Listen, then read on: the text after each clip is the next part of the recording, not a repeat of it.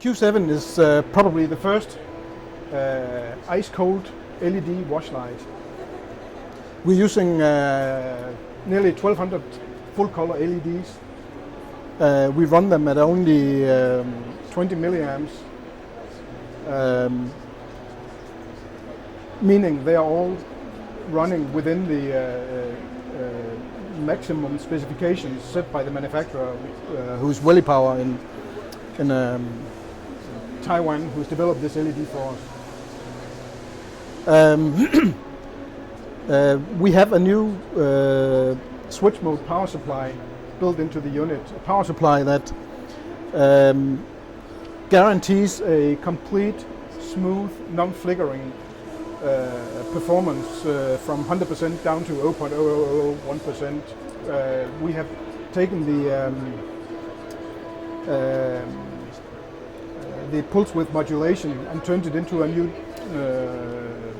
we don't have a name for it yet, but a new technology where we change the frequency the further we go down in intensity. So we're actually changing the switch frequency, and by then being able to maintain a very high resolution, especially when we're talking very low power. The lamp is intended for theatrical TV and of course touring applications. And it gives a perfect wash. We have no lenses, we have no chromatic distortion in front of it, and we have a full RGB color mixing. Then it also has a new feature that I hope I can show you. Do we have the RFID tag reader?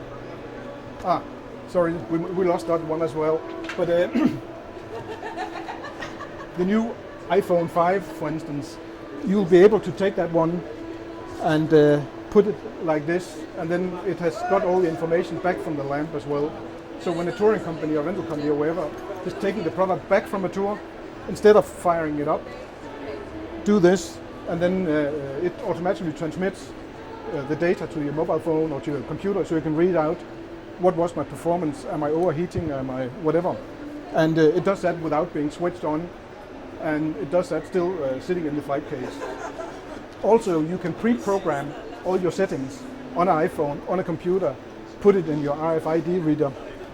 Just do like this, bing, it says, and then all the settings are stored in the lamp.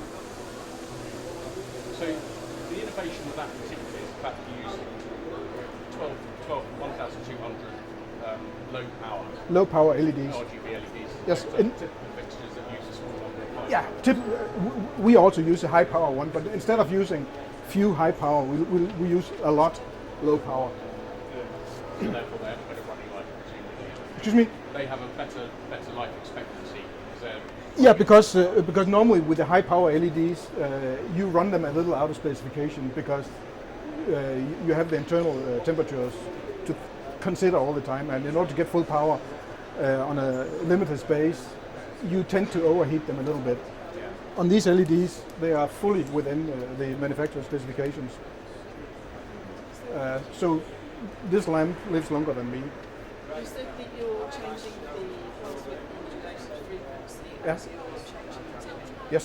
So presumably there's a fast flicker rate that's being changed as you go through. Do you have any problems with flickering on TV? No, actually, the way we do it in order to avoid the flickering.